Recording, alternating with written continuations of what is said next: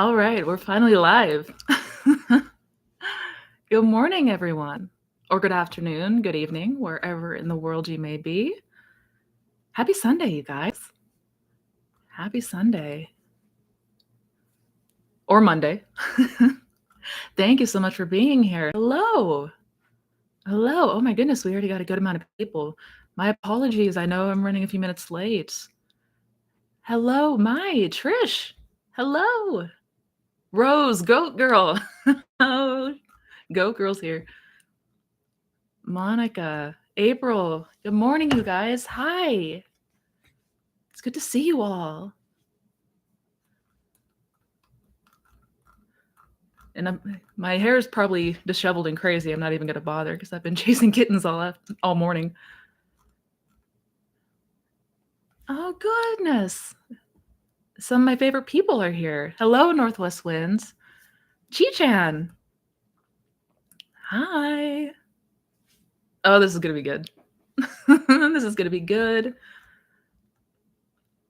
I am excited. Hello, nice to find you live. Nice to have you here. I'm glad you could finally make it. Yay. We'll go ahead and get started in just a moment. I don't want to wait too long to dive in because, again, no, I was running a little bit late, so we've already got quite a number of questions already. But I do just want to give it a couple more seconds to let people get the notification, come on in, get cozy, get situated. Colonel Moon Knight, hello. Tracy, yay. Hi. Hello, Ms. Hello, Mohammed.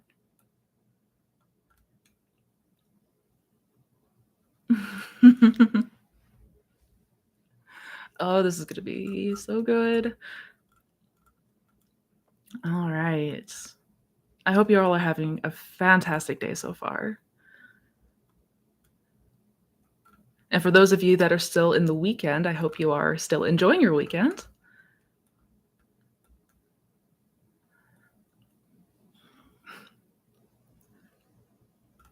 Yes, let me see.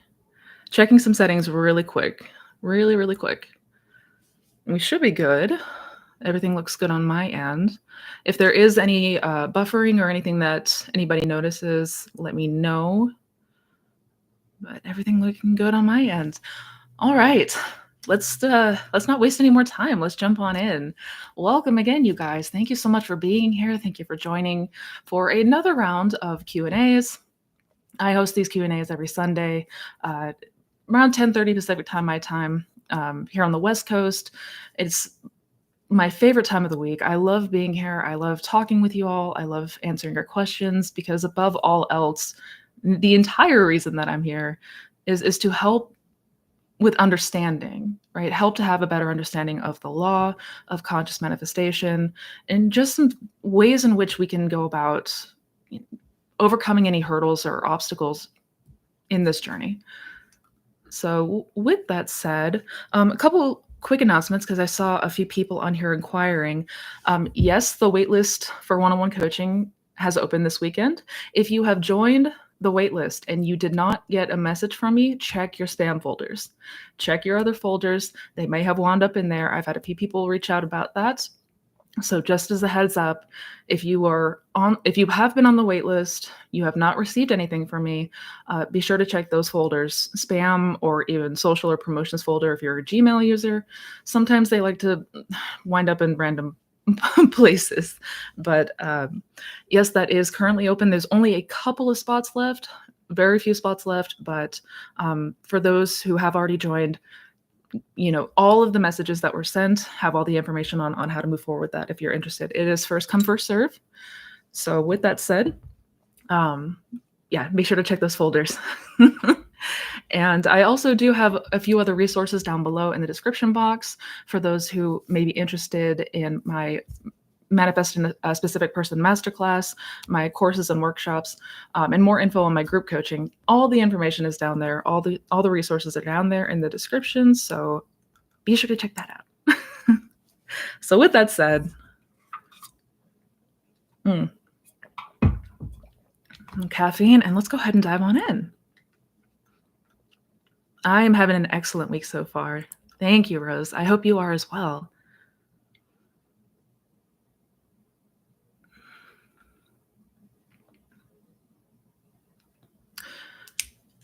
Monica has a question about identity shifting. She asks, how can we do identity shifting? I am currently single and I want to shift to an identity in which I am happily married to the perfect man for me. Good question. And we're actually, so conscious manifestation is doing exactly that. It's shifting uh, in a nutshell, because we're always moving through states of consciousness. We're always moving through parallel realities based on the beliefs and assumptions that we hold. So the entire aim of this is to imagine, right? Use the imagination to begin to imagine ourselves. In this case, it would be continue to imagine yourself as somebody who is happily married, right? And what does that look like for you? Neville used to use the example of imagine wearing a ring, right? You're wearing a ring on your finger. Feel that ring, play with it, twist it around your finger. That's a simple, quick scene that would imply that you are married, right? And of course you're feeling good, you're feeling perhaps that sense of satisfaction or calmness. But the idea is through imagination, that is how we begin to change the beliefs. That's how we begin to, consciously select what state of consciousness that we're moving into, what reality we're moving into. So we're doing this all the time, anyways. Now, if you're talking about like instant shifting, like quantum leaping, as it's called, if you're more referring to that, you can refer to the video that I made about quantum jumping. If you type in the search bar, Missy Renee quantum jumping or quantum leaping, that should pop right up for you. But essentially, that's what we're doing. This is about shifting our identity through the use of imagination and imagining ourselves as the version of us that we want to be. Thank you for the super chat. Thank you. Thank you. Thank you.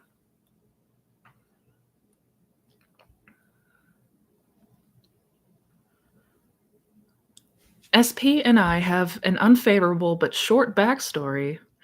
I've been revising, but does this contradict steps? Can you also address steps in career? I'm an actor. Good question. And just to correct me if I'm misunderstanding anything, but you're referring to manifestation in steps, right?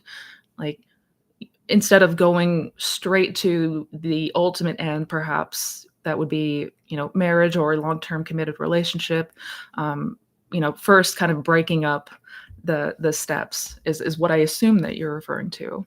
And does revision contradict that? No, no. Revision is to help us get rid of that old story, essentially. Revision is to help remove that old story from consciousness. We're changing the memories, basically, because so much of what we do in our day-to-day subconsciously is going off of the events of the past. Like we make decisions all the time based on what's happened in the past. We have a narrative in this story, and it's going to most of the time subconsciously, but it's going to help us select which reality we're going to move into. Many times we'll take what happened in the past and use it as a gauge to determine what's going to happen in the future. And again, most of the time we're doing this unconsciously. So with revision, the aim is to change that narrative, right? Because if we change the memory, we're going to be selecting states from that new story instead of the old one. So yeah, it's basically just to help you remove any kind of limiting beliefs, any sort of any resistance to the idea that this is possible, this is doable, and all of that. So no, revision is not contradicting manifesting in steps. Can you also address steps in career? Well, as an actor, if you're an actor, this should actually be something that perhaps comes a bit more naturally for you, since you are already used to stepping into a role, right? You're already you've likely had training, perhaps roles already where you were playing a different character. You were stepping into and becoming this new character. And that's kind of the same idea of what we're doing here, right? We're thinking from the backstory of this new character, and what would this character be like given this backstory is sort of the idea. So it's already kind of lined up in your favor in that sense. So if you're trying to manifest in steps, the most important thing to remember is to keep going in imagination. Do not turn your attention back to the 3D. That is the biggest way in which people have had difficulties with manifesting in steps. Because, for example, if you manifest contact, it's easy for us to start paying more attention to the 3D instead of continuing to imagine the next step, so to speak. So, you imagine that they reach out, you want to keep going. You want to imagine reconciliation. Then reconciliation happens. Then you want to imagine and you want to keep going. Do not turn your focus back to the 3D and what they're doing in the 3D. That's where we get tripped up. But yeah, continue to step into the role of the version of you that ultimately has that desired outcome, whatever that might be.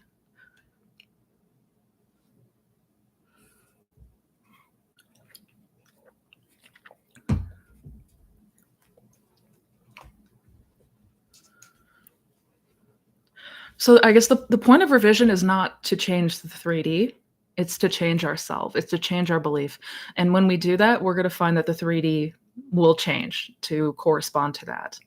So all we're focusing on is the change of self, right? So if I'm revising that SP has always loved me, he's always had deep feelings for me, I'm gonna feel that, I'm gonna start to feel that, and with that is gonna come the corresponding change in the 3D, right? So I hope that makes a little bit more sense.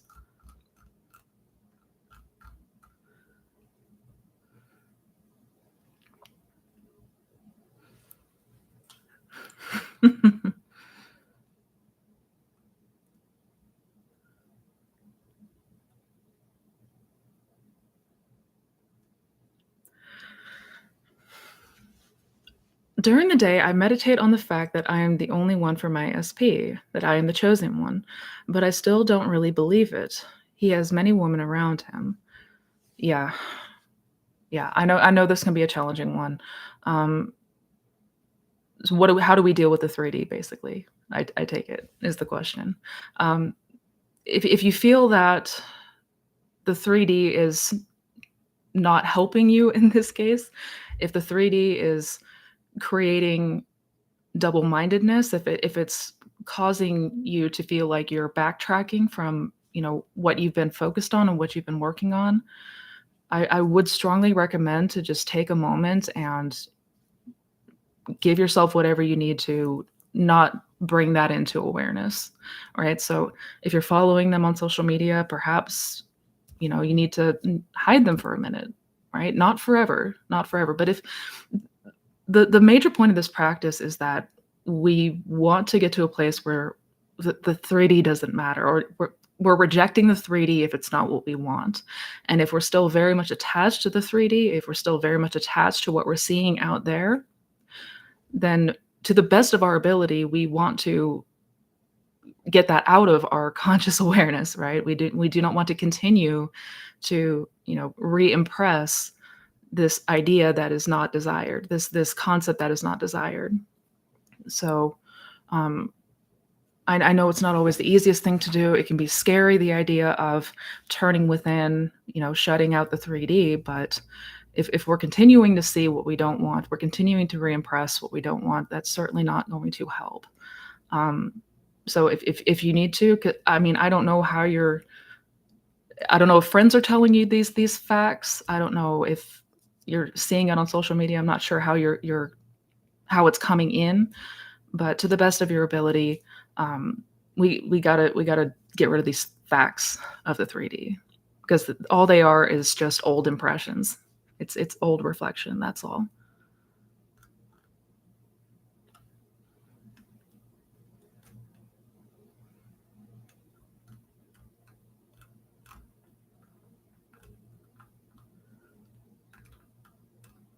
Um, Go girl. I'm doing great. I'm doing great, go girl. Happy to see you here.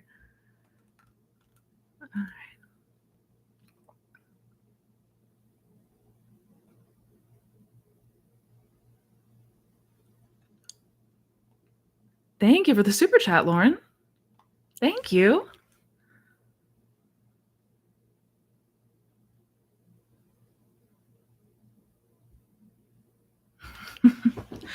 Thank you, thank you. Okay. I have on and off contact with SP. I went from no contact to on and off contact with SP, but now it seems like he's approaching me as friends with benefits. He is trying to see me in person, but I don't want friends with benefits. I'm persisting in the end scene, so I don't know what to do. Yeah, again, that kind of goes back to the 3D being a again, I call it the bane of our existence because it can be incredibly frustrating when the 3D is showing up not exactly in the way that we want. So you did see movement in the sense of you are in contact, but it's not the kind of contact that is ideal.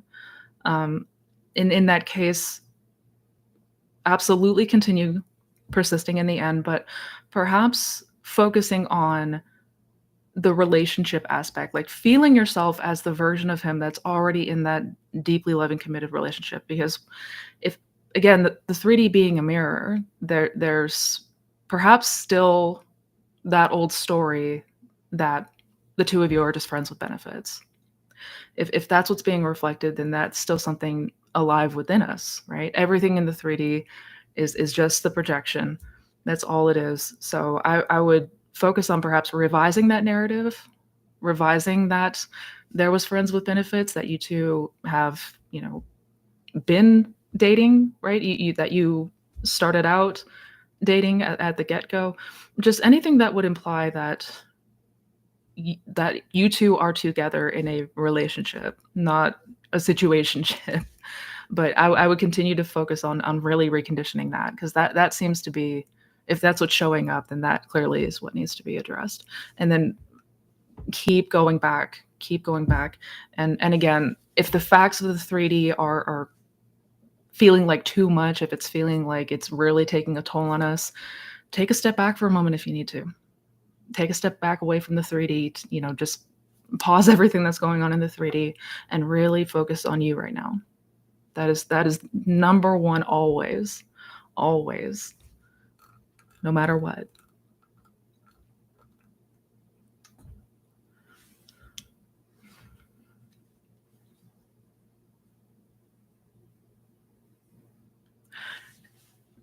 Currently, when I go to imagine, I just close my eyes and pretend the outside 3D world doesn't exist.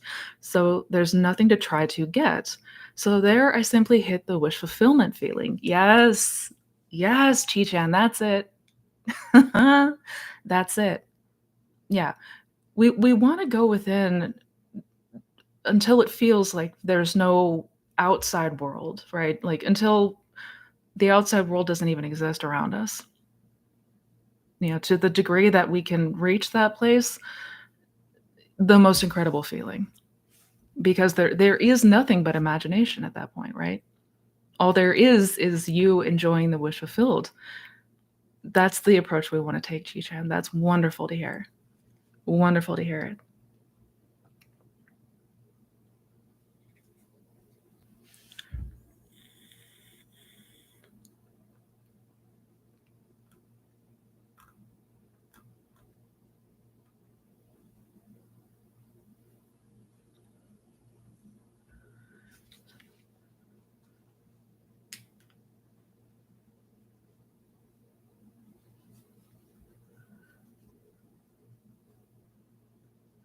Can you explain the difference between daydreaming and being in the end, please? Sometimes I struggle being sure I'm not just daydreaming. Thanks. Absolutely. Absolutely, Rose. And this is a common one. I know the difference between daydreaming and living in the end, essentially. Well, all daydreaming is, you're thinking about a state without occupying it. So it could be thinking about something that's going to happen in the future, right? I mean, we've all had those moments where we daydreamed about something like later down the line, later on, oh, someday it's, I hopefully maybe. And it's the feeling of like, I hope one day this will happen. Whereas imagining the end is the feeling of this is happening, I'm experiencing this right now.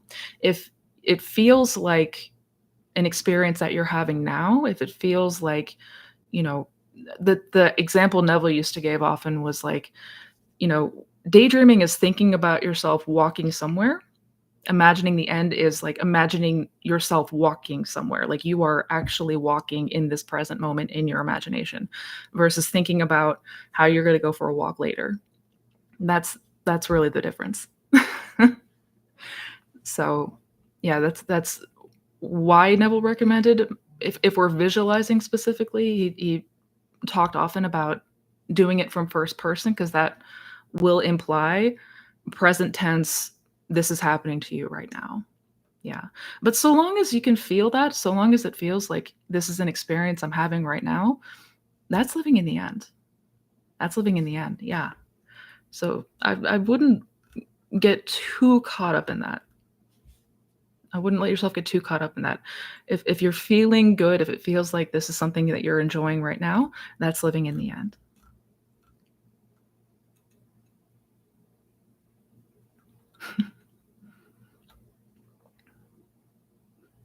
Thank you, Tara.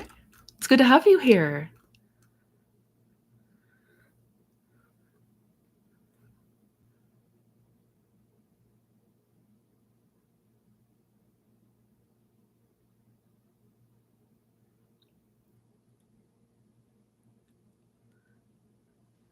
I love this now. I love that this now becomes a weekend routine for me. I feel like it's a good centering to start the week. Oh, thank you, Colonel Moonlight. Yeah. Yeah. Set the tone for the week. I love that.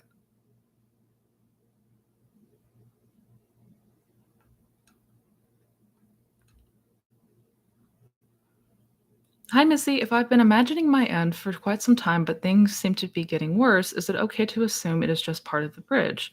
God will work it out for me. So, yeah, you've been imagining, but it seems like it's getting worse in the 3D. Is it okay to assume? Yeah, I mean, it's as whatever can help to bring you back to imagination. And it's not at all uncommon that things seemingly get worse before they get better. That happens actually quite quite often for a lot of people. Uh, ego backlash. Yeah, the bridge may in fact look a certain way and then turn out to be completely different. Um, and that's just the thing. We never know what the bridge is going to look like until we're on the other side of it. It'll be in hindsight that we can see that, oh, that was a bridge. That was a bridge. But we'll never know in advance or beforehand. So we just want to remember to continue to come back. And I know that that's easier said than done sometimes. I know the 3D is a very, very, very convincing illusion. Um, Especially we're having a 3D experience. So, um, it's easy to get caught up in that from time to time. So if that happens, that happens. Just as soon as you are able, as soon as you become aware that perhaps you're spending too much time in the 3D and it's time to bring it back, we just want to continue to come back. And yeah, it's all going to work out.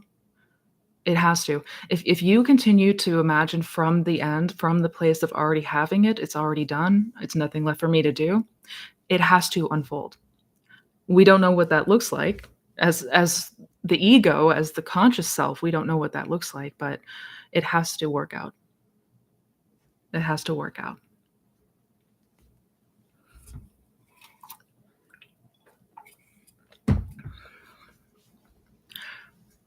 If everyone is pushed out, does that mean that I'm always the reason for their bad behavior and I just need to manifest a better version of them? How to see their true colors or when to move on? That's a good question, May. And I know that this one can be a pill to swallow, to say the least. When it comes to everyone is pushed out, are we always the reason? I mean, yeah. In short answer is yes. But I need to be clear that that is no way to say that anybody should beat themselves up or give themselves a hard time about anything that shows up in the 3D. Like, you are not inherently a bad person or did something stupid or did something wrong because somebody showed up in a certain way. Like, we're all creatures of habit. We are very, very, very conditioned to do things unconsciously. So if we have this story and this narrative about somebody in our mind, it's easy for that to continue to come up for us, right? And I just want to stress that because there's a lot of like victim blaming or shaming in this community. It's certainly something that I've seen. Do not beat yourself up for anything that shows up unwanted in the 3D. Don't do it.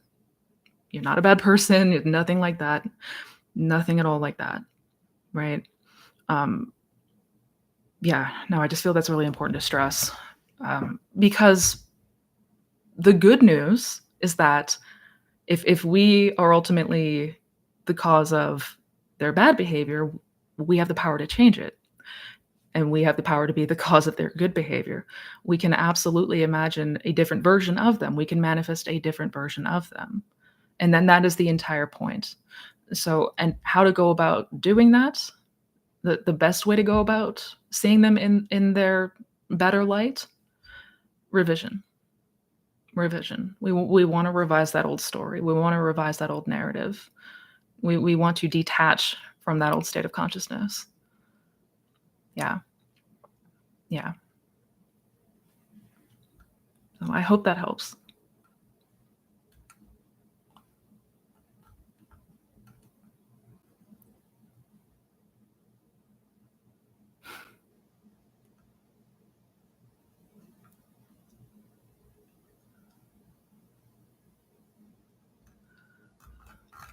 Hello, hello.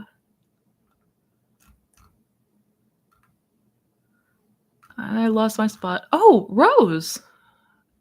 Oh, thank you for the super chat. Thank you. You definitely give the best law of assumption information on YouTube. Oh, thank you, Rose. You are so sweet. Thank you. Thank you.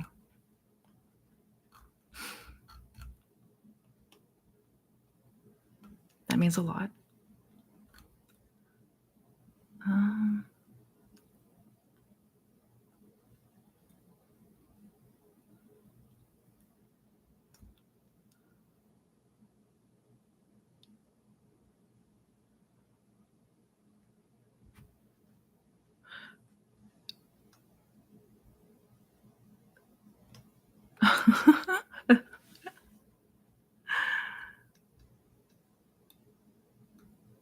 oh, the chat keeps bouncing around. One moment, guys. I'm sorry. Fun story. I tried to manifest more money this week. The next day, I went to get something out of a dresser drawer and found $300 I forgot that I squirreled away. If I forgot about it, it's a new manifestation, right? Yep. Yep. That's awesome. That's awesome. I love it when we leave presents for ourselves. It's always a good feeling.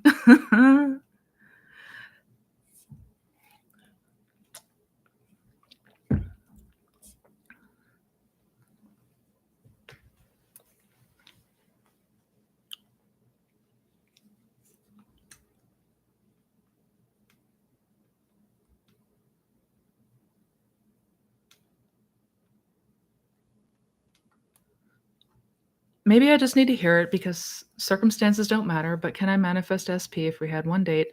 Yes. To shorten the answer, yeah, absolutely. And I completely understand. Sometimes we just need to hear it. Sometimes we just need that confirmation. It does not matter what these circumstances look like, ever, ever, ever, ever. It never matters. It never matters. Infinite states of consciousness, and any time that we fall on doubt, anytime we feel like there's that doubt, go back to that. Go back to the first principle and remember that you are God. Your awareness is God. And we get to select any state of consciousness to experience. And we can do it deliberately too. Yeah, but is it possible? Always. Kittens, what kittens? I got a foster litter in the other room. They are the most adorable little buttheads. Oh my God. Mimi, hi. Oh my God, long time no see.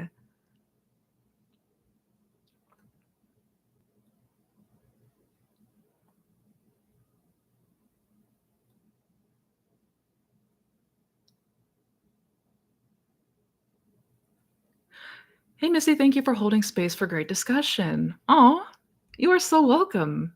Thank you. You don't use the terms brazen impudence directly, but can you speak on not accepting it as final? Absolutely.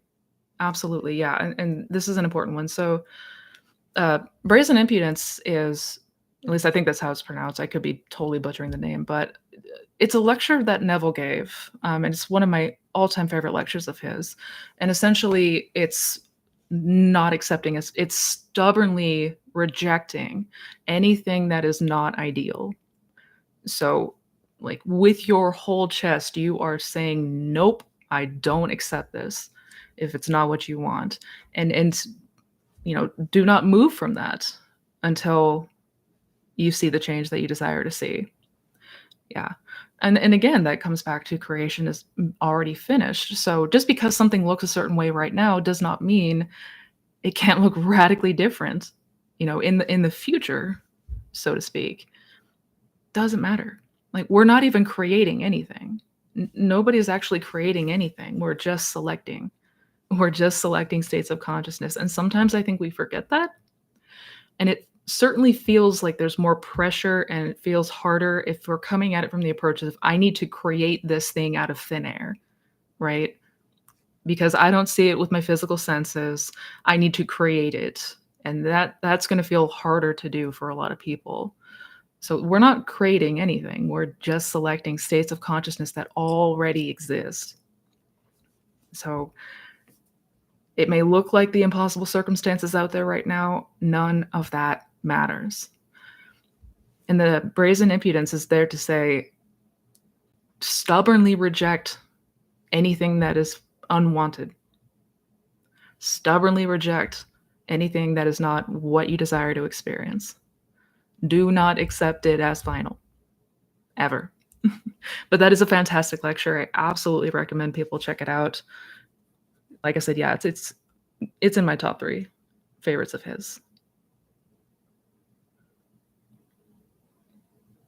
If the outside world didn't exist and it was just you and your imagination, wouldn't you feel free to do anything and have anything? That part, that part, Chi-Chen, yes. That part. Yep. If the outside world did not even exist, if all that existed was you here right now and your imagination, that is freedom. That is freedom to go anywhere, do anything, feel anything, be anyone, be with anyone. That is freedom. That's it. I love your hair. Thank you, Chi-Chen. Thank you.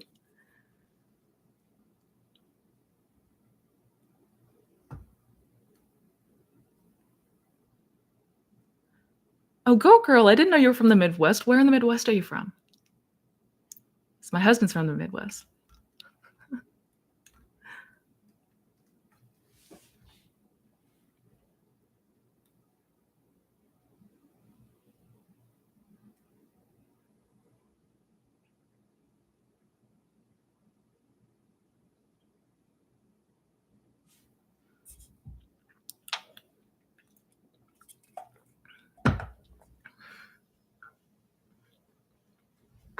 What happens when you get caught up in the how? It's make me down and stressed out. I've revised, etc. Now I am in a complete time crunch in regards to paying. Yeah.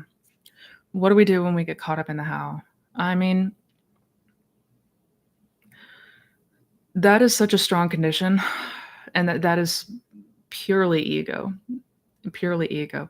We've always tried to take the approach of fixing things, of trying to figure things out, and that's purely from the place of it is very uncomfortable for us in general to not have a clear understanding of how something is going to happen, of how something is going to work out. And that's just part of being human. We do not like what we do not know and understand. Um, it does take some getting used to not knowing what it's going to look like. And that is the ultimate truth. As the ego, as the self, we're not going to know what that looks like how we're going to get from point A to B. We're not going to know. Never going to know. One thing that really helps, and one thing that helped me that I recommend for everyone, if you're not already doing this, is practice meditation. Bring meditation into your day to day, bring it into your practice, because what that does, I mean, there's many different types of meditation, um, hundreds of, if not thousands of different types of meditation, but the entire point of meditation is being present within yourself, just being here in this moment, and mindfulness, right? And with that practice of being present, that's the only moment that is. That's the only moment that actually exists, is right now. And if we're really starting to reinforce that habit, it's going to make the how stress so much easier. It's going to help eliminate all of that, because again, ultimately, from the conscious mind, from the ego, it's we're never going to know. We're never going to know the how. But what we can do is practice staying here right now in this moment, because that's the only moment that is, right? And if we can learn to take control, and we can learn to start directing from this moment and not letting ourselves get carried away in future scenarios and hypothetical scenarios and trying to figure out what's going to happen, like the sooner that we can begin to deconstruct all of that, the better. The better. And it goes without saying, but I have to keep saying it, because we're just not gonna know consciously what the bridge looks like, how it's gonna happen. We're not gonna know.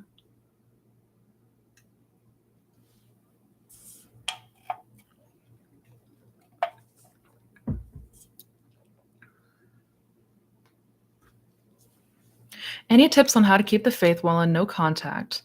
I know there's always movement, but what if you don't see any? SP non-romantical.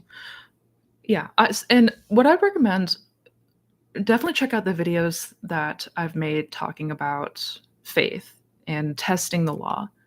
Um, the most recent video I made about testing the law goes more into detail about some tips and some practices that we can do to begin to build on our faith and trust in this. Um, yeah, so I definitely check out that video. But in short, I would start to really see start to see in your day to day naturally the the connection between the inner world and the outer world. Like, start paying close attention to your mind, your thoughts, your feelings, your reactions, and then also what's going on externally around you. Because if we're paying attention and we're taking note, right, anything that we see that we imagined, once we see it expressed, no matter how big or small, take note of it, document it, write it down somewhere, make a voice memo. But the more that we start to show to ourselves that everything that we're imagining is coming to fruition sooner or later, um, inevitably you're going to see it. You're going to see it to be true. So don't even, you don't even have to try to test it. You don't even have to try to do anything. Just naturally pay attention to the thoughts, feelings, reactions that you have, and also pay close attention to what's going on around you in the 3D. You're going to start to see that it all lines up. It's all one and the same. And be sure to document it, though, because we're also very easy to forget. As humans, we forget a lot. So if we're not taking note of the things that are manifesting for us, big or small, it's easy to fall back into that place of doubt. Yeah. Definitely check out the video.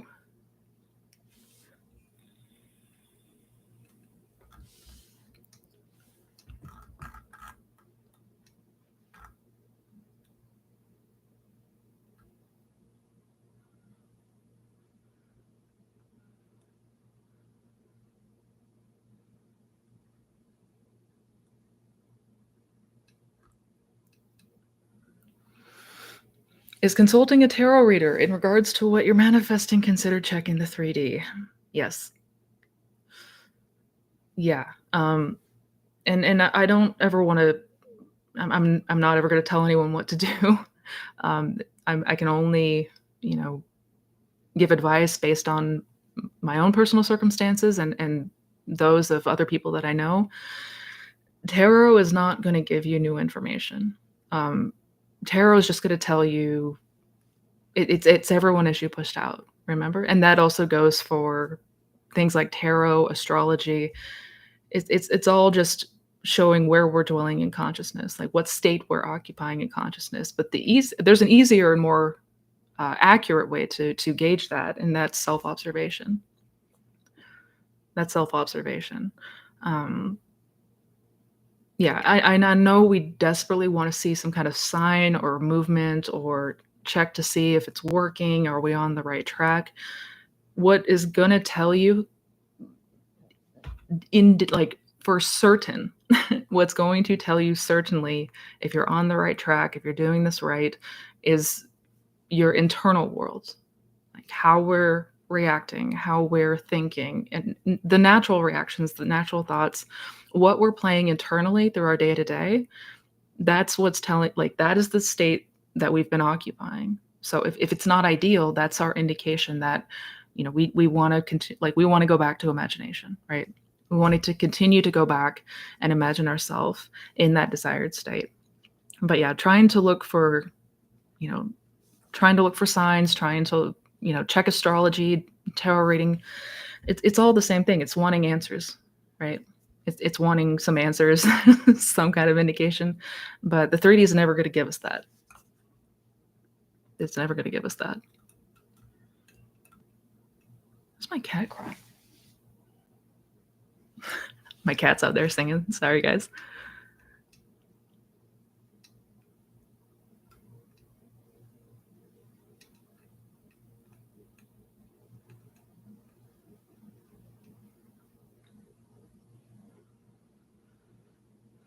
When doing revision about an event with SP, I remember the new memory very well, but the old memory is sometimes at the back of my mind.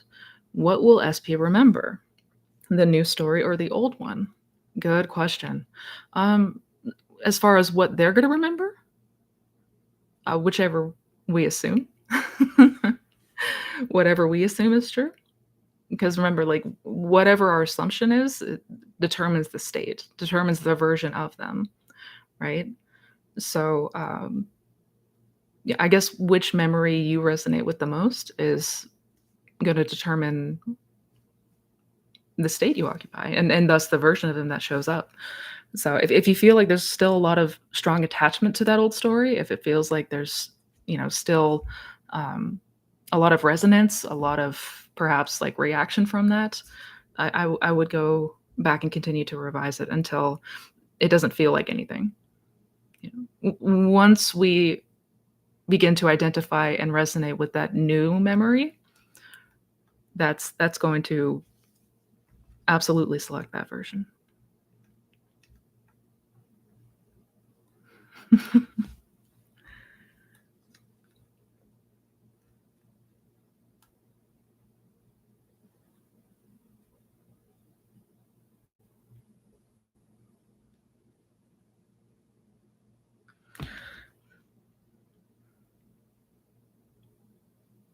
Hi, Missy. In one of your videos, you mentioned it's okay to acknowledge the 3D as it is. I'm wondering what's the difference between accepting our current reality and focusing on what we don't want?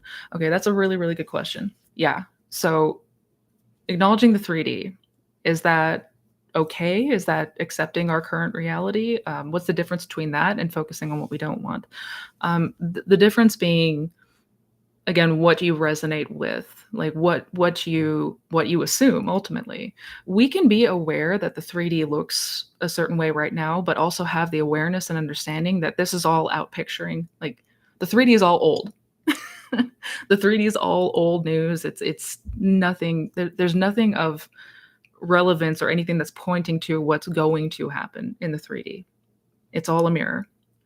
So, with that knowing and understanding that it's imagination that we turn to, and that can, going back to imagination is what creates the ultimate outcome. That is the projector, right? This is all just projection. That's different than accepting the 3D as fact and final and letting ourselves get carried away out in the 3D, letting ourselves, ruminate over all the things that we don't want. That's sort of the difference. And can you see those two different mindsets? Yeah. Yeah, but my point from that video was to say that we don't need to pretend like the 3D is a certain way if it's not, because that can absolutely make some people feel delusional. Now, if you prefer to imagine that way, if it feels good to imagine that your SP is now with you in the 3D and that genuinely feels good, then by all means, like, I'm not telling anyone to not do that. I'm just saying if it feels difficult to do so, if it feels like we're lying to ourselves, it feels delusional, and we don't have to do that. That was my point. Um, we can see that, yes, the 3D looks this way because of the old outpicturing, like, because of the old state that I was occupying. That's why it looks this way. However, continuing to go back to imagination has to produce the resulting change in the 3D.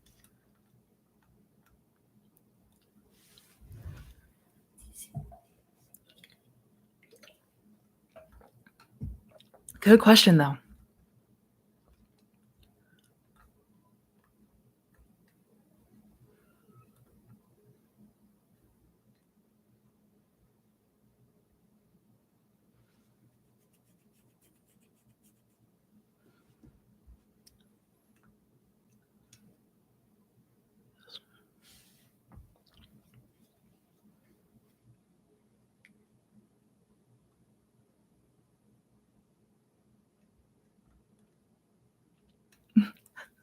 Hello, Bellic. You made it. Good.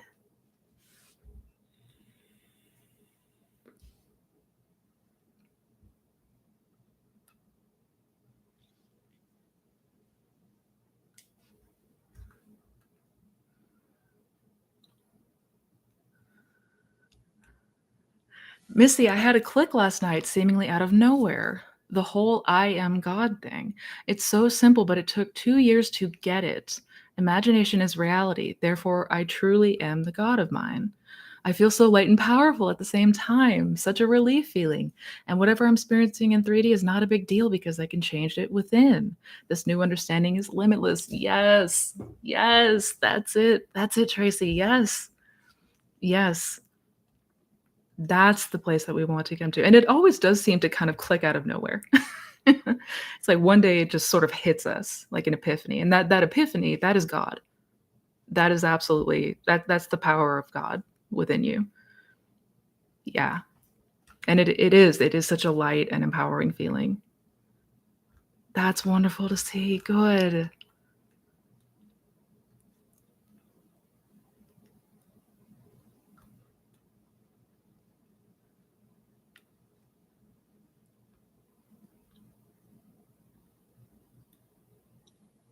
Hi, Missy. How would you go about manifesting being a master at the I am meditation? What would you recommend to imagine or affirm? When should I try the I am meditation when I'm manifesting this? So, how to get acclimated to the I am meditation? I mean, I think that, you know, it is just like with most types of meditation, it is a practice. Just practicing getting used to it.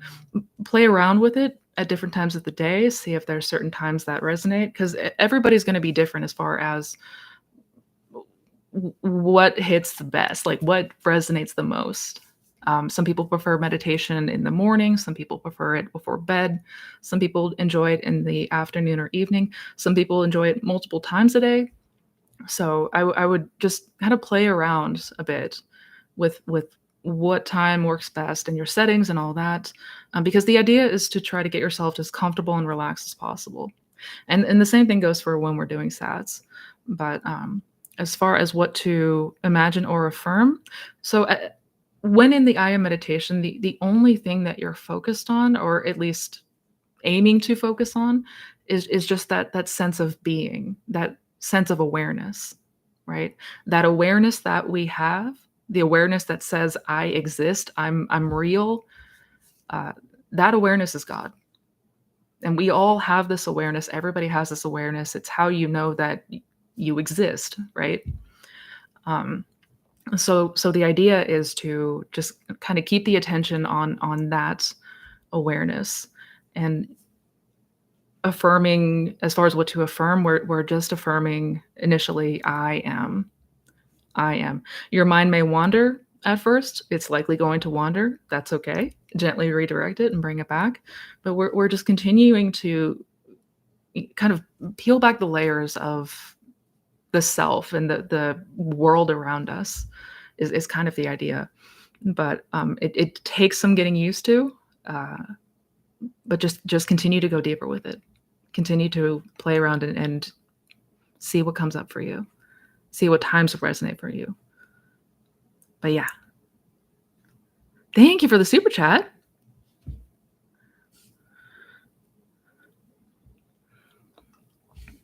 Hey, Missy. How would you imagine a scene if you desire were to win the lottery? I work for someone with Alzheimer's. Days are busy and night I feel exhausted. Can I use just the lullaby method? I'm loving your wealth workshop. Oh, thank you. Thank you. And yeah, absolutely. Absolutely you can use the lullaby method. We don't have to create a scene. We don't have to visualize if it's not something that if it feels like it's work or something that feels challenging. I mean, ultimately, we want this to feel enjoyable, right? We want this to feel relaxing and we want it to feel good. It's going to feel very difficult to manifest from a place of like trying to force it, trying to try so hard. Um, so yeah, lullaby method works just fine. In fact, that's one of my all-time go-tos. I use the lullaby method daily. It's a fantastic technique. It's a fantastic tool to use. And how would you? But if I were to imagine a scene, what would it be? And again, this is going to be different for everybody. I would imagine a conversation with my husband, implying getting ready for, uh, when you trade in your ticket and you're getting your ducks in a row. Basically, I would imagine something that would imply, settling the process, maybe signing the paperwork that you would need to sign, just things from that stance. I would construct scenes that would imply going through the notion of collecting the lottery win, or you can imagine what you would be doing after the fact, right? But if you're talking explicitly the lottery, then me myself personally, I would use a scene that would imply, yeah, finalizing the paperwork, you know, talking to a partner if you have one, or um, maybe a close family member, something like that. If you were to go with a visual scene, I would do something like that. But the lullaby method, absolutely, absolutely, that works. Isn't it wonderful? Isn't it wonderful?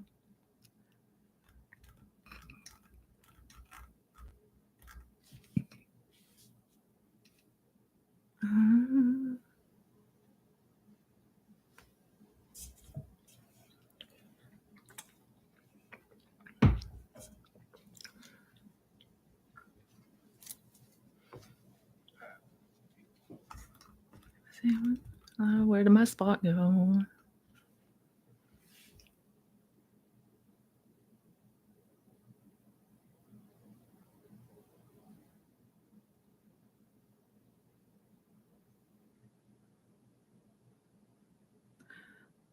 Absolutely, Crystal. I can reach out and give you some help with the workbook. Absolutely.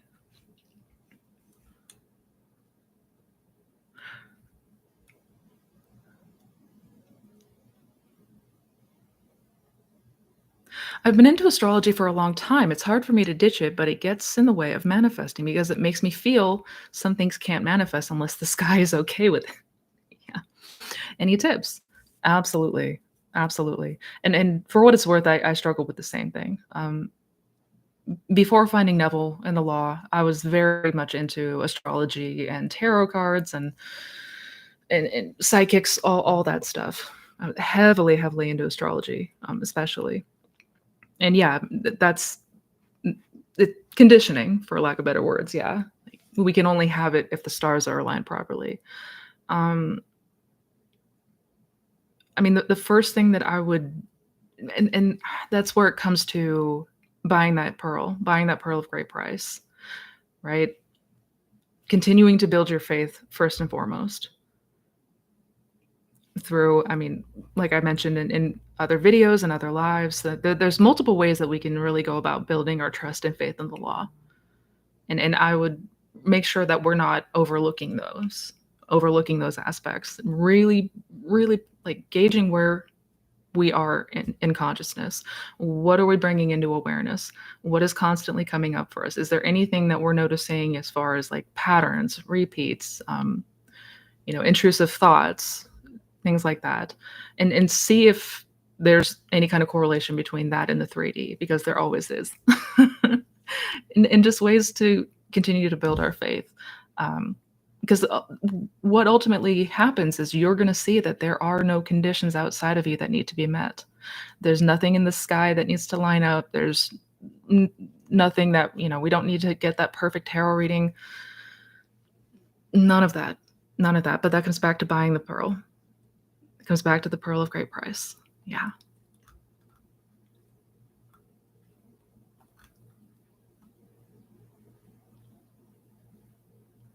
Yeah, absolutely continue to week 2. Absolutely.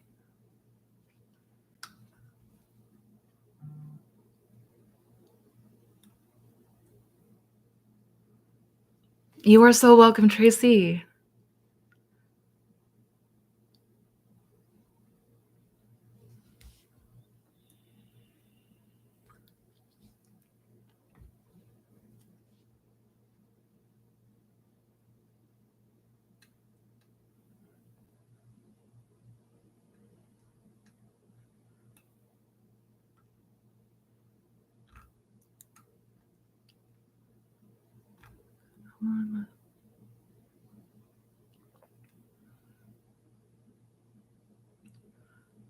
When someone's imagining to test the law, do you think the time length we imagine plays a part? The more time spent seems to lead to quicker results. With small things too, in my case. Absolutely, northwest wind. Yes. Yes. The frequency of occupying that state. What I think you're referring to is like in our day to day, does the amount of time we spend in imagination help to play a part in how quick it comes? Yes. Yes, absolutely. And Neville would even say that, and this one of the first takeaways that I got that really helped me was when Neville said, "It's it's the frequency, not length of time, that we live in the end, that we live in imagination, that determines the length of it, how long it takes to get here." And what he meant by that is if we're only spending like a handful of minutes a day or 20 minutes collectively a day living in the end, actually living in that story of the wish fulfilled, and then the rest of the time we're kind of out here in the 3D, we're still ruminating on that old story. Like like it could be that it's been months and no movement, even though we've been doing this every day, even though we have been imagining every day. It's how frequently we are imagining from the end in our day to day versus somebody who spends perhaps most of their day living in the end in imagination, right? Like a good chunk of the day, they're in imagination, feeling and living from that place that they desire to be. That's is going to show up much quicker. Yeah. So that's why I really try to emphasize like know where you're dwelling in consciousness in your day to day. Because when I actually genuinely took a look at how often I was like living in the end versus how much time I was spending out here in the 3D, it was baffling. I really thought there was a time on my SP journey, I genuinely thought that I was living from the end. I was doing the things, I was, you know, using my imagination, but collectively I was spending maybe 30 minutes a day versus the rest of the time just chewing on that old story. So yeah, it's the frequency, not the length of time, that determines how long something takes to show up.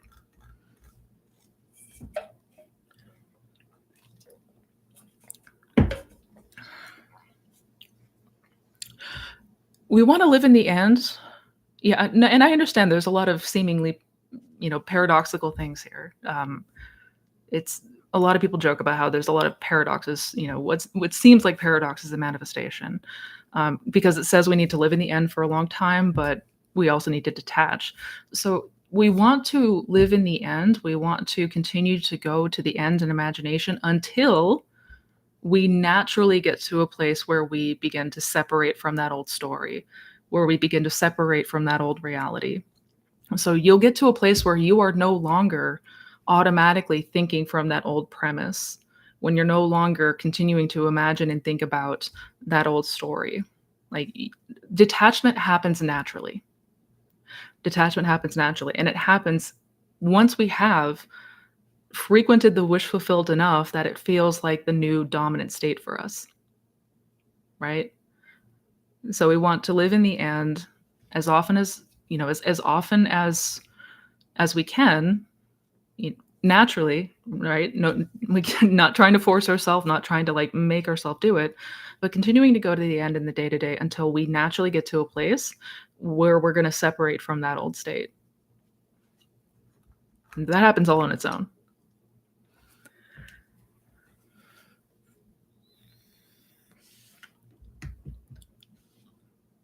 Are we God, or is God the one manifesting?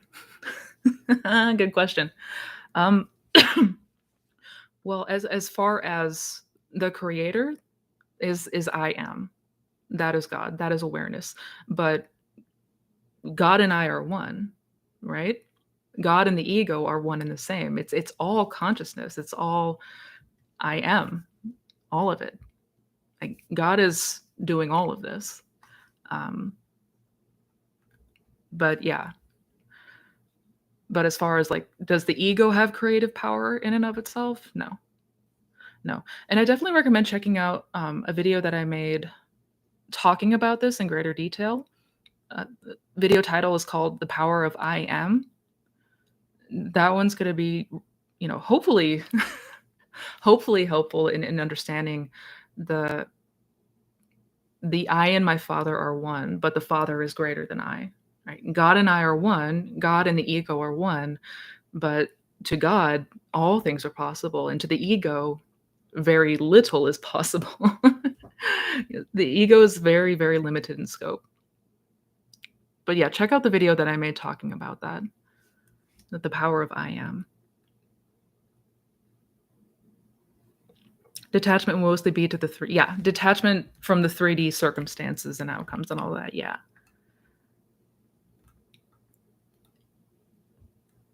You are so you are so welcome. You are so welcome.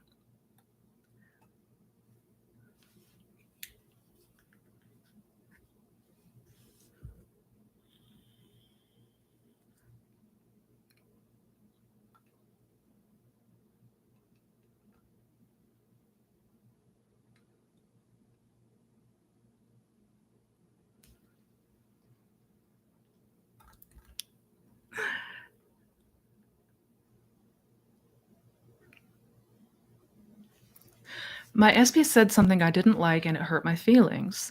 I stopped communicating for a couple of days to regulate my emotions. Should I communicate and tell my SP why I was upset or just let it go? Good question. Good question, Ruth. Um, what I do in those types of circumstances, I have the conversation that you desire to have in imagination, right? Like if you feel like if you need to get it out, do so in imagination, and then I would revise it. I would revise it. But to bring the old story up in the 3D is only confirming what we don't want, basically. Yeah.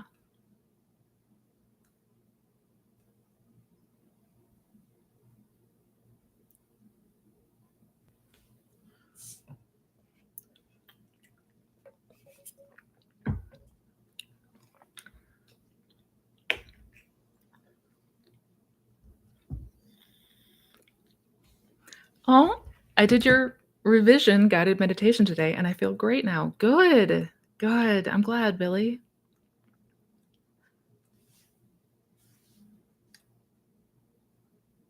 Yeah, revision's a game changer. I'm glad you enjoy it. What are your thoughts on psychic attacks or how to protect yourself from such attacks? So, psychic attacks, if we have the belief, if we have the assumption that that's a thing that can harm us, then we're creating a reality where that's true. So, yeah, essentially, I would begin to imagine yourself completely invincible from all that because you are. Because you are. There is nothing, like, objectively out in the 3D that can hurt us. There's not. We might believe it and assume that something is this way. We might believe that there's something out there that has power over us. Never the case. Never the case.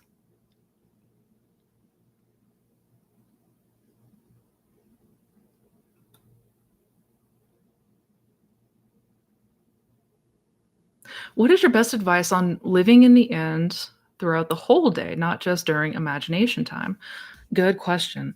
Um, what helped me, uh, I remember in the earlier days setting reminders for myself, setting reminders on my phone or just like setting I would have like Post-it notes in random places to remind myself, um, to really help keep me in check, so to speak. I needed to be my own Abdullah sometimes, and that means, like, I needed to check my ass sometimes because Lord knows, we all know how easy it is to get wrapped back up in the 3D.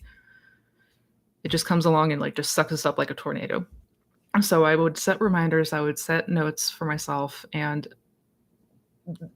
the the important part of that, the important thing to note is to change them up. Like, every couple of days, switch up the times, switch up the notes or the locations of them. Because what we start doing, we start just, like, shutting off the reminder and ignoring it. It's really easy for us to stay in that old state. Like, the ego does not like change. So, make sure to switch it up, but we just need to check ourselves, really. Something to take us out of, the role that we've been playing, the old story. So those are some things that I did that really, really helped. And you start to become more and more objective at what you're doing, right? We start to become more and more aware that, we're not this person, we're not our name. We are God playing this role. And we start to see from that perspective more and more with practice. So to start, yeah, checking ourselves during the day to day. Yeah. Isn't living in the end really just believing it's going to happen, like a takeout delivery order? Yeah, yeah, mhm, yeah, and we do it all the time, right? We're always holding an assumption that something is going to happen. Like, that's living in the end, and we're always living in the end. Like, we are masters at living in the end, and I'm making a video talking about this, coming up soon because, yeah, when we start to see how naturally we do this, like we stop making this such a big scary thing for us because we're always living in some end or another. We always have an assumption that something is going to happen down the line, and then it does.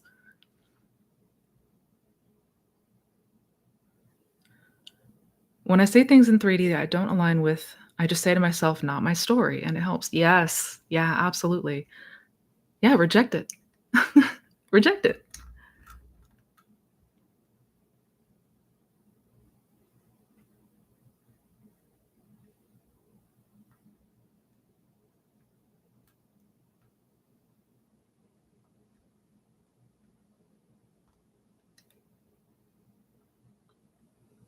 Thoughts on quantum jumping to a reality where people I created in revision exist in this present 3D?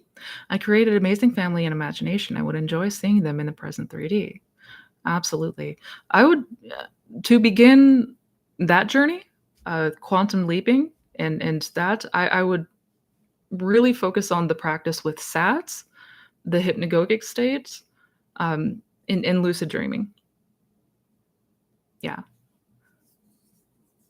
yeah.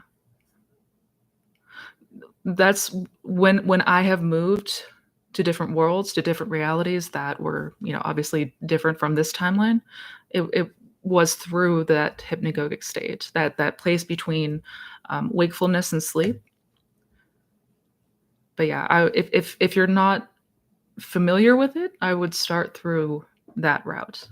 Um, It's going to feel incredibly difficult to imagine that we can just snap our fingers and teleport somewhere. That's gonna feel way beyond what is actually possible.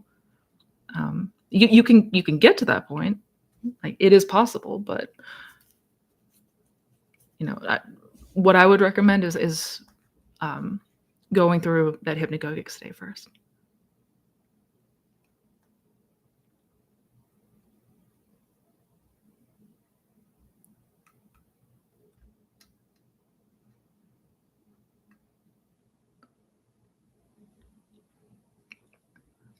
Visualization sometimes seems so hard. Could writing it down, reading it over and over again, basically memorizing, be okay to do so? I find it helps to visualize too at times. Absolutely. Absolutely. You're referring to scripting, right? Writing it down and then reading it back to yourself, memorizing it. Yeah. Yeah. Scripting is a very popular technique. A lot of people use it. Any technique that feels natural for you, any technique that resonates with you, if that's, standing on your head while chugging a glass of water, that's your technique. It's definitely not the technique itself that matters. It's how it makes you feel.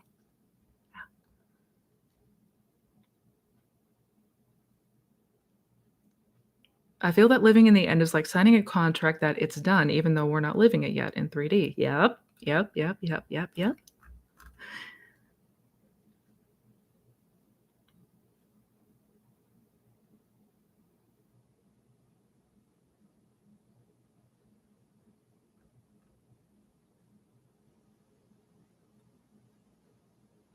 Living in the end is the hardest thing. Yeah, yeah, yeah.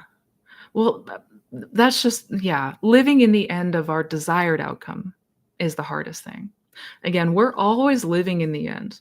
We are all like, all of us all the time, we're living in the end. It's just typically with of something we don't want. It's typically something that we don't want. But I guess my point of the next video I have coming out is to show everybody how naturally living in the end actually is. And once we start to see that this is something that we do as easily as breathing, it's gonna start to hopefully shift your perspective of how you're looking at living in the end. Because again, we're doing it all the time. If we have an assumption that something's gonna happen tomorrow, that's living in the end. If you have an assumption something's gonna happen 5 minutes from now, that's living in the end. Like, it's living in an assumption that something that is not in the 3D yet is going to happen. That's living in the end.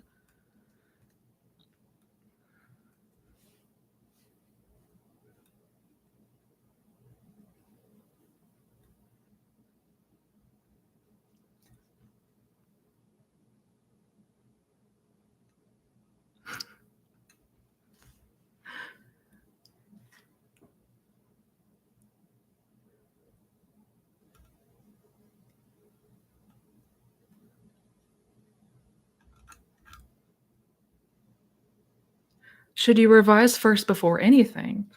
Um, you mean should we revise before imagining an outcome for the future?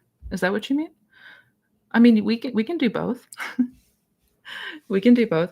If you find it difficult to reject that old story, if the old story feels very strong, if it feels very true, then I would absolutely recommend revising 100%. Yeah, because that's what makes it very difficult for us to imagine some new outcome, right? Living in the end of a new desirable outcome feels very challenging because of our past, our experiences, our beliefs, the things that happened to us, all of that. So, yeah, that's where it feels challenging. That's where it feels challenging. Hello, David. Hi.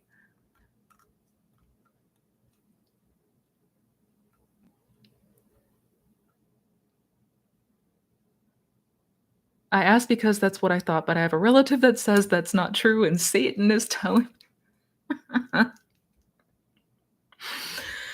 Oh, the devil's telling you that? Oh, no.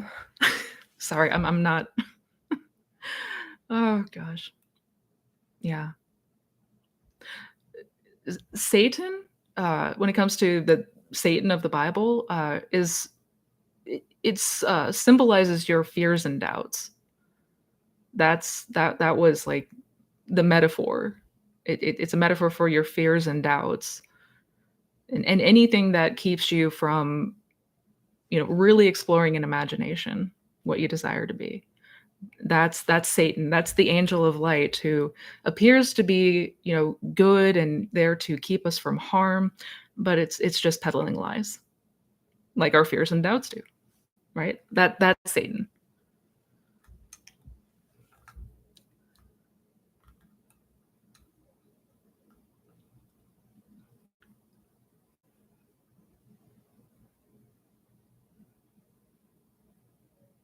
Lullaby method. Could a phrase like the revision happened repeatedly be used, or is it the scene you need to visualize?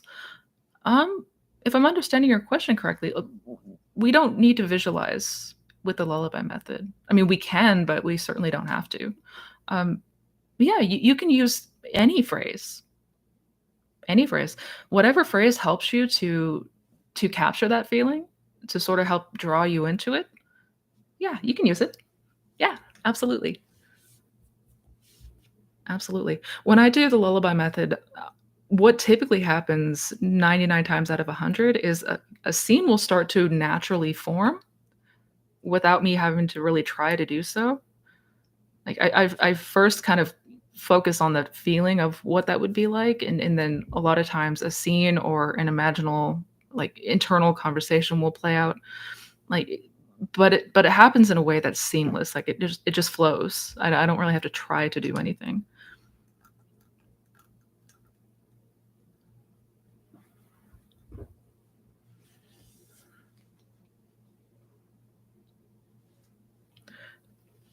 Why, if we are standing in our I amness and returning to the wish fulfilled, will we still not physically experience our desires in 3D? Uh, why, if we, well, if we are standing in our I amness and returning to the wish fulfilled, why are we still not experiencing desires in 3D? Uh, well, are we actually doing that? Are we actually doing that?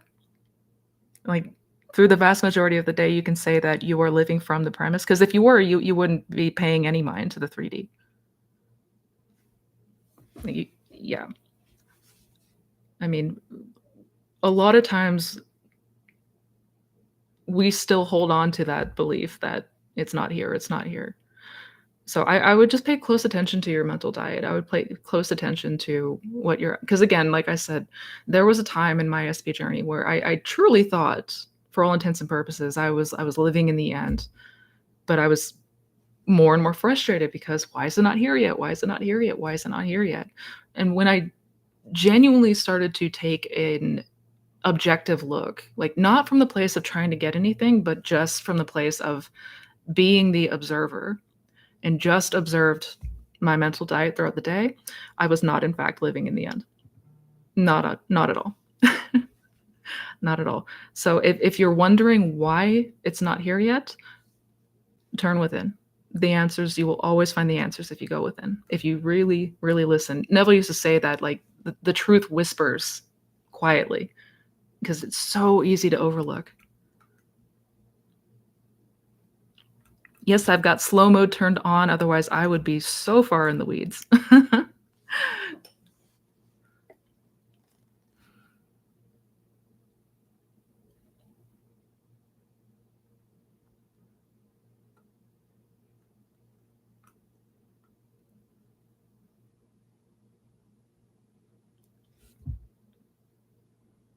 How do you go about to fully embrace the I am and zoom out from the 3D and circumstances?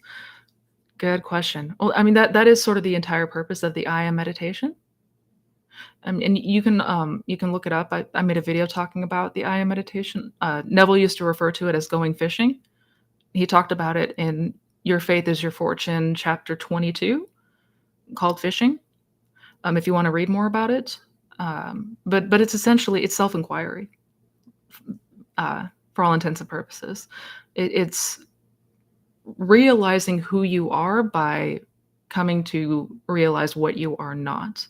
Like, you're not the self. You are not your beliefs. You're not your body. You're not all of these things that we have always identified as being us, right? like this pilot that's sitting behind our eyes, between our ears, like controlling everything. That's not real. None of that's real. And through the Aya meditation and other forms of self-inquiry, we come to realize that, like truly realize that.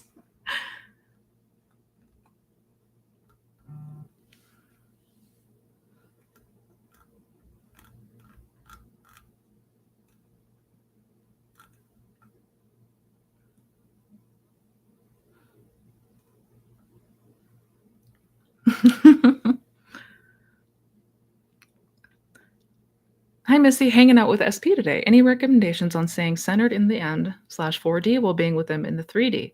Absolutely. Absolutely. Yeah. I mean, first and foremost, I would set the intention of how you want the day to go. So, like, imagine yourself by the end of the day feeling satisfied with how the day went, right?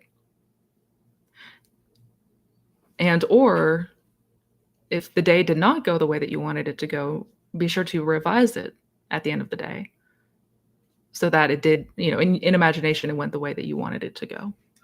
But yeah, first and foremost, I would imagine first, sort of set the tone.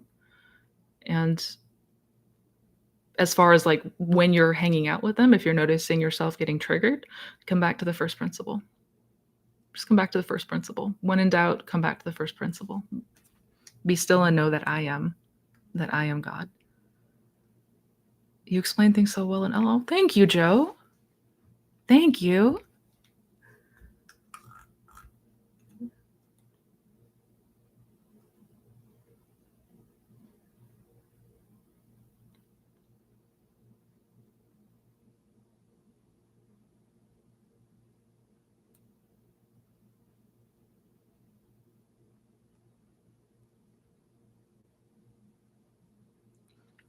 Hey, Missy, last week during meditation, I heard a powerful, unfamiliar voice in my head telling me to go into God's garden.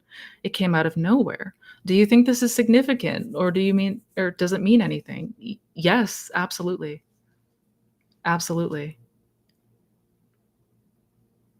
Absolutely. Yeah.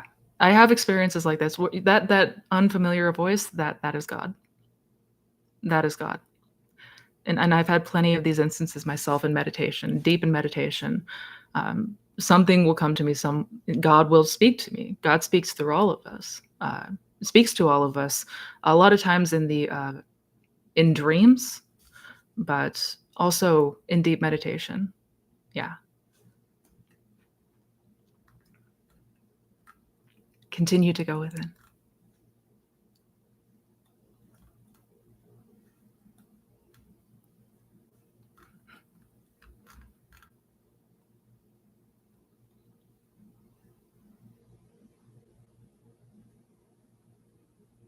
I just looked it up. I like how you pulled that out at the top of your head. That's crazy. Yeah. I've read his books many, many times, and each time I get something new out of it. It's incredible. It's incredible.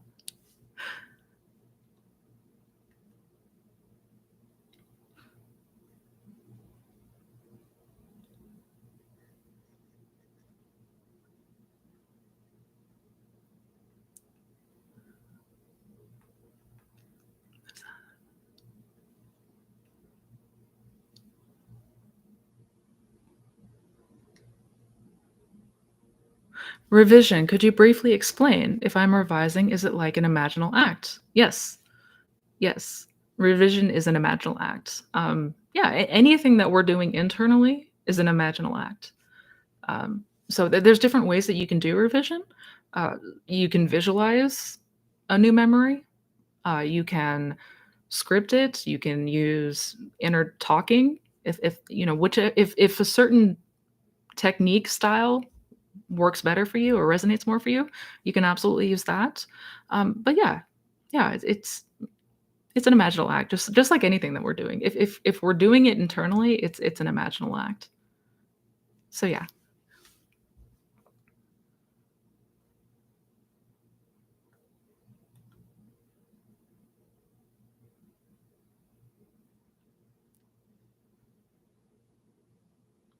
Hi, Missy. I'm trying to manifest moving back to where I was while in the process of moving to a new place. How did you manifest living in Lake Tahoe? Good question. So you're trying to manifest moving back to where you were while moving to a new place. So you're trying to, you don't want to move to the new place. You want to stay where you are now. I take it. Um, Absolutely. Well, I kind of envision in your mind what it would look like. What would be something that implies that you are now where you want to be, right? Could that be perhaps like having a conversation with somebody, like a close friend or family member that you found a lovely place in your desired area that you want to live in? And hear them congratulate you, hear them, excitedly tell you how happy they are for you and something along those lines. Because I mean, that's in effect what I did for moving to Tahoe. I just imagine a scene where I was holding the key to the house. I remember that feeling.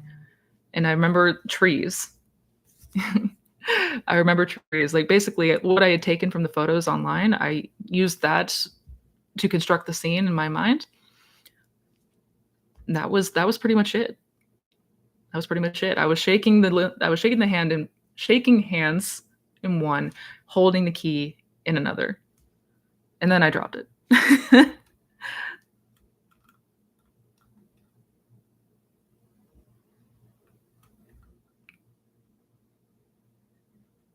Can someone reject your manifestation? Nope. Nope. If someone firmly decided they don't want a relationship, can they reject you manifesting them? Canceling the internal feelings, thoughts I send to them? No, no. So we're not beaming thoughts to somebody outside of us. That's not how. I think people have the conception that that's what we're doing. We're not manipulating the 3D. Manifestation is not manipulating the 3D. So we're not beaming our thoughts into someone else's head. We are changing. The only ones that are changing ever is us. And by us changing, we're moving into new states of consciousness where whatever the circumstances look like, it's going to line up with what we believe and assume and what we've been imagining, right? So even if somebody firmly decided that they don't want anything to do with you, there's already a version of that person who does, right? Because creation is finished. There's already a version of them that's in a loving, committed relationship with you. That's a real thing. So yeah, no, nobody's canceling anything. Nobody has veto power outside of you. None of that. None of that. And that's why I tried to stress, probably more than anything else, the importance of understanding that this is not about changing the 3D. This is not manipulation of the 3D. We're not trying to cast spells to get somebody to change out there. Through imagination, we change, we move into new states of consciousness, and thus the 3D reflection changes. Yeah, I hope that makes sense. But in short, no, no, nobody can cancel your manifestation except you.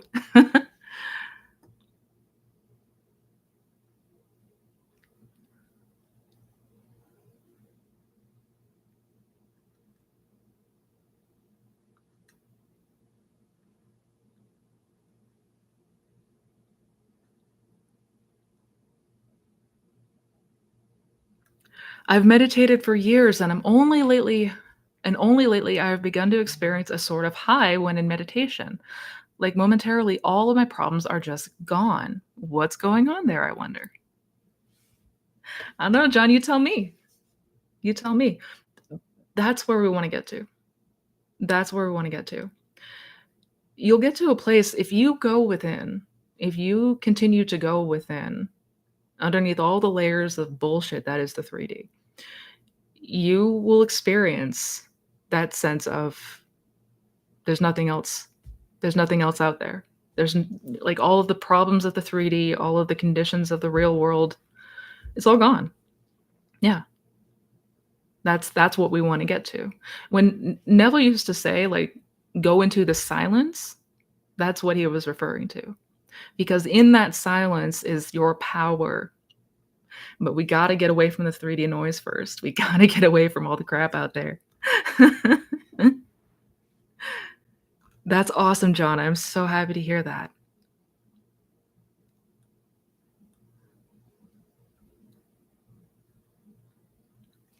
I'm manifesting a career and I audition mostly stage now, especially because of the strike. Do I need to be specific about the job or just imagining a scene of congrats is more general? Is more general okay? Absolutely. Yeah, if going more general is easier for you, if that feels more natural to do, then absolutely you can do that. Mhm. Yeah, yeah. I mean, unless there is a specific role that you want or a specific desire that you wanna have fulfilled when it comes to, um, what roles you play and of that sort. But even then, you can always imagine somebody congratulating you for that specific role, right? I don't know. Inner talking for me has always felt like the thing that comes most naturally to us because we're always doing it.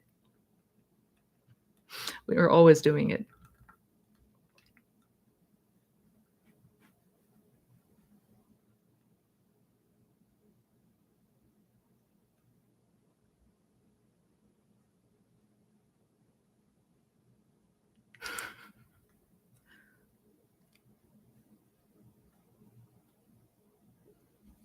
Hi, Missy, I have a question. If we did something in the past that we regret, what should we do? If it was due to a weak self concept, should we think it never happened or should we revise? R- Revise. Yeah. Yeah. If there's something that we did that we regret and we don't like it, we don't want it, revise it. Revise it. Because the other way sounds like you're just trying to suppress it, to just tell yourself, oh, that never happened. Yeah, but do you believe that though? Because suppressing our feelings, suppressing will never help. It just won't help. It won't help because we'll still have that old memory inside of us. Like it'll still be very much alive within us unless we revise it. Your memories are malleable. If we recall a memory, there's actually a time frame of a couple of hours where you can change that memory. Like they've done studies on this. So yeah, revise.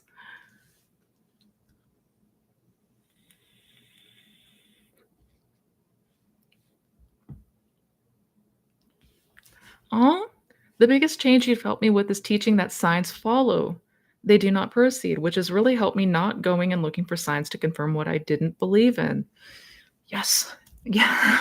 Good. I'm so glad to hear that. Yeah, because I know that that's a big one that a lot of people grapple with, is the whole, like, looking for confirmation, and I was the queen of this. I did oh god, I did it all the time, and I understand, like, we desperately want answers. We want to see something telling us that we're on the right track here. And we're conditioned to look for answers in the 3D. Not how this works. Not how this works.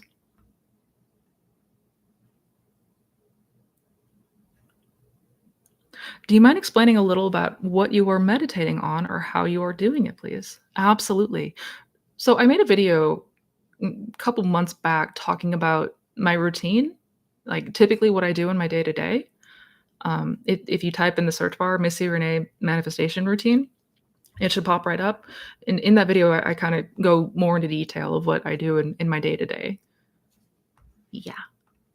But I mean, essentially, it varies a bit day to day what I do as far as like how I imagine and what I imagine, but effectively, I'm really emphasizing the 2 points of the day when we're in that drowsy state naturally. So in the morning when waking up and before bed, make sure you're capitalizing on those times. Yeah. I love that you're all geeking out about music on the threads. That's making me so happy to see. Music is life.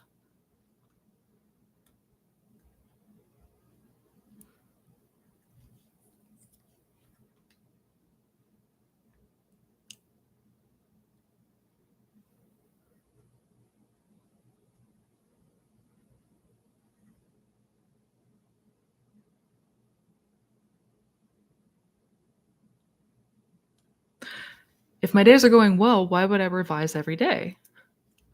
Well, yeah, I mean, if the day went perfectly for you, then no, there would not be a need to revise it. I mean, unless you think it could have gone better. But yeah, no, if the day went perfectly for you and you're satisfied with it, then you can leave that seat alone.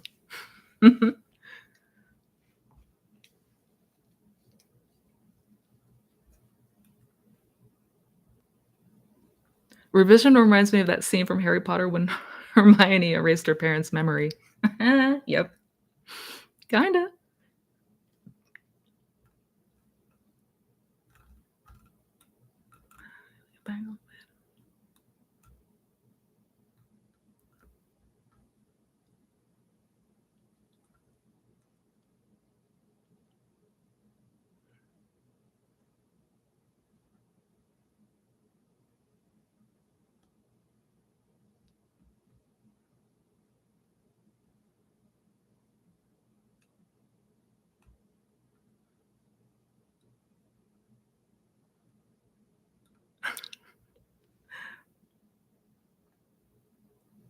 You guys are so awesome.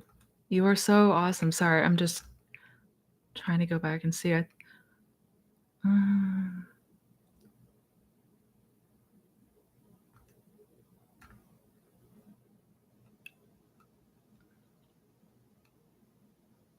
um,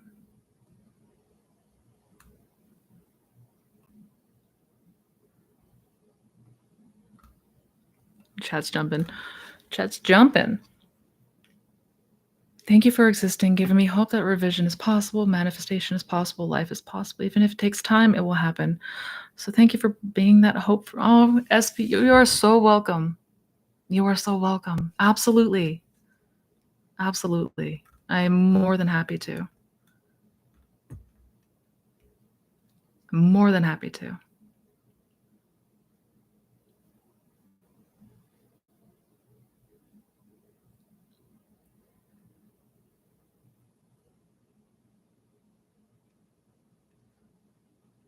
Can we determine how fast our revision takes?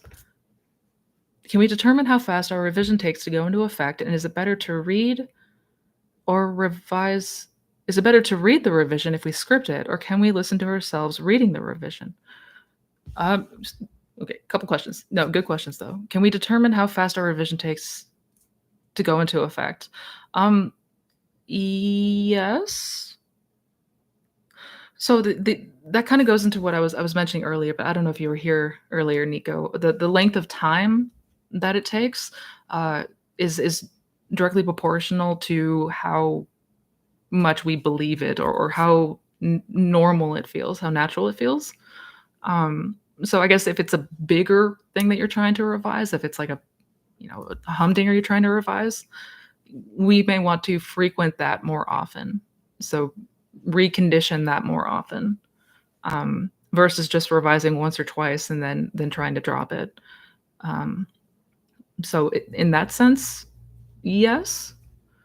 And is it better to read the revision if we script it, or can we listen to ourselves? I mean, either of those. Yeah, yeah. If you feel one of them resonates more than the other, whether that's reading the script that you wrote out or recording the revised script and then listening back to it, either of those could work just fine. It really is what feels best for us, because everybody is going to be different. Everybody is going to be different as far as, like, what resonates, what doesn't, what times of the day. You Mornings are better for some people, evenings are better for some people. It's going to be radically different for everyone. So it's tricky for me to give those answers as to, like, exact, like, cut and paste steps to go about doing this. But if there's one that feels better over another, then I would absolutely go with that.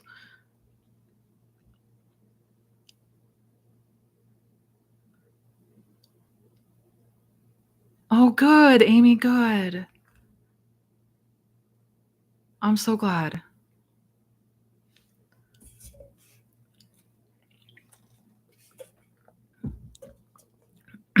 Hi, Missy. I have been able to manifest everything but my SP. I literally changed my career within a month. Oh, that's cool. Congratulations, by the way. Why is this SP thing not happening? I don't understand. Good question. So, why does it seem like everything but the thing that we want the most? Why does it seem like everything else is showing up but that? Um, Probably due to underlying beliefs and assumptions, in particular to relationships and or an old story about your SP. right? Um, because for some people, like if you already naturally have a good belief system around career, around finances or work, those types of things are probably going to come that are going to come much more naturally than uh, other areas of life where perhaps there are more limiting beliefs, there are more so-called negative beliefs, right? So if there's limiting beliefs around relationships, not feeling good enough, not feeling like you're ever chosen, things like that, um, and slash or any old story about your specific person, if you believe that, you know, they've moved on, that they don't want to speak to you, like all of the old things that happened, basically our history with our person can play a role in it. But I guess the way to know definitively, the way to know for sure what is holding it up is really pay close attention to your mental diet. And specifically, what are the thoughts and beliefs around your relationship with SP? When you have a natural thought about SP, when SP comes to mind, like what is your first initial reaction? Because it's the first reactions, it's the first thoughts, the thoughts that come up automatically that tell us what we believe, right? It kind of gives us a hint as to what state we've been occupying. So, yeah, anytime if we're wondering why something is not showing up, why it's not here yet, where is it? Turn to the mental diet. Like start to practice getting more and more familiar with like objectively what are you doing throughout your day to day? What are the natural stories that come up for you? What do you believe is true when it comes to SP? And that will tell you what you need to know. And I want to be clear, we don't need to like obsessively watch every thought, police every thought like a hawk. Don't do that. Don't do that. I have to be clear because that can be a slippery slope in and of itself. And just we want to start just practicing becoming more objective in our day to day. When we notice a reaction, as soon as we become aware of it, just take note. You know, just take note. It does take some practice getting used to, but we can start to see more and more that these are all just the stories and beliefs that we're holding on to. That's all. That's all.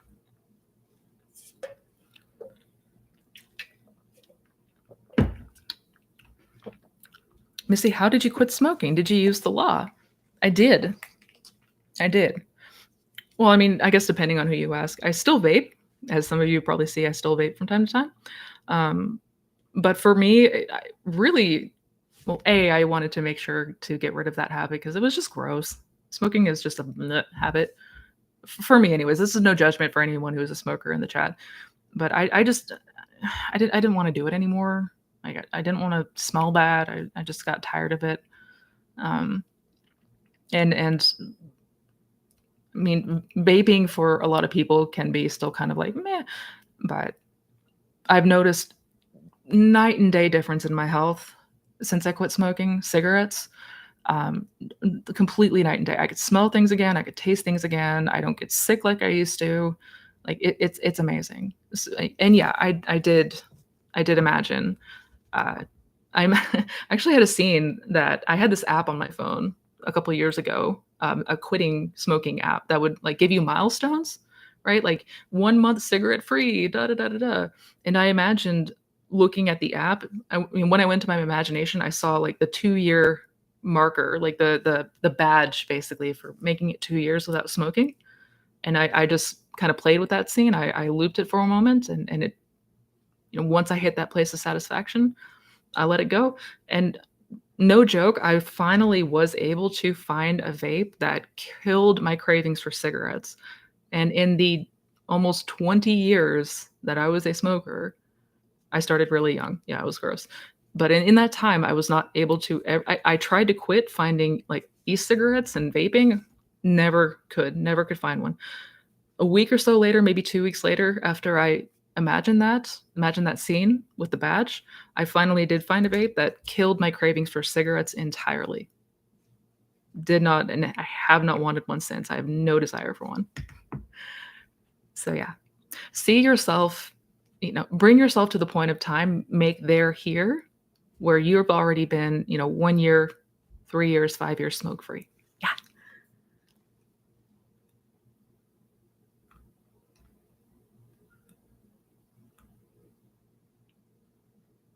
The ultimate Scottish band has to be AC/DC? I thought AC/DC was Australian.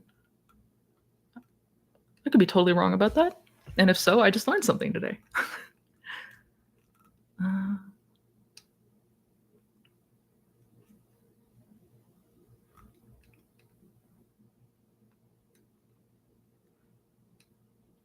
what does drop it mean? You just spoke about revising frequency and then dropping it. Yeah, and I mentioned this earlier in the Q&A, and I know it's a contradiction, or it seems like it's a contradiction. It's really not, but dropping it or detachment is what naturally comes after we've been uh, frequently visiting the state of the wish fulfilled. So we want to continue to imagine as much and often as possible from the new premise, from the new state, from the place that we desire to be. And we want to continue to go back there. We want to continue to go back there. Again, we're not trying to do this by force. We're just, as often as we are able to, go there in imagination. Have fun with this idea of your wish fulfilled. Like, live there now in your imagination throughout your day to day, and you will naturally get to a place where you're going to drop the old story. You're going to detach from that old story, and that's going to happen without you trying. When people are talking about dropping it and detachment, we can't really do that by force. It's going to feel very difficult to force ourselves to drop it. Um, so we get to that place of detachment by frequently going back to the state of the wish fulfilled until that new wish fulfilled state becomes your new dominant state of consciousness versus the old one. I hope that makes sense. Agnes and Malcolm Young were Scottish. Okay. Hey, I learned something new today.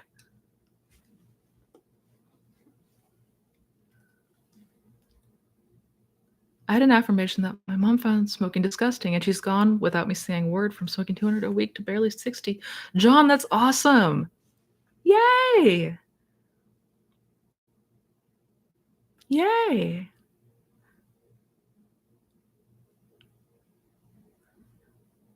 Yes, congrats, John. That's amazing. Absolutely. And yeah, Tracy, you got this. You got this, girl. You can do it. I was a fiend for cigarettes. Oh man. I never thought I was going to be able to quit. Never. You can do it. You guys are so sweet.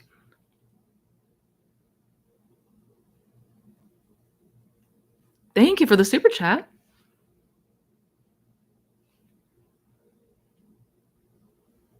Hi, what if we log into a scene where I believe SP is coming over to surprise me and I get excited for it every day? Is that okay? Wait, so what if we get locked into a scene where I believe SP is coming over to surprise me and get excited for it every day? Is that okay? So you're imagining a scene where you're excited that SP is going to come over? I would personally, and this is just me, go to the point where he's already come over, right? Like he just left after a good visit. Um, but I would go to the end, because what we're still imagining there is, oh, SP's getting ready to come over. SP's getting ready to come over. Where, I would go in imagination to, you know, he just left, or, he's already come to visit. We had a great time together. We hung out. We went to a movie, whatever. That's just my 2 cents. Yeah. Strange, I just realized that when I get fed up or angry, things seem to manifest. Ta-da! I guess I'm assuming that this is me dropping it. Yeah, yeah. That's why for a lot of people, when we get fed up and we quit, a lot of times that's when it happens, because that's when we finally detach. Now, just to be clear, that's not the only way to detach.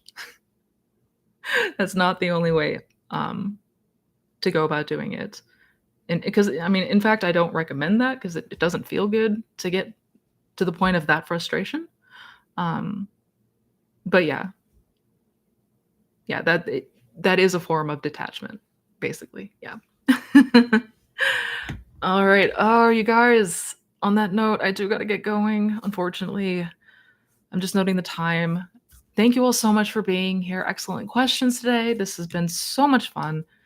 I hope you guys have enjoyed yourselves. I hope you, wait a minute. Hang on.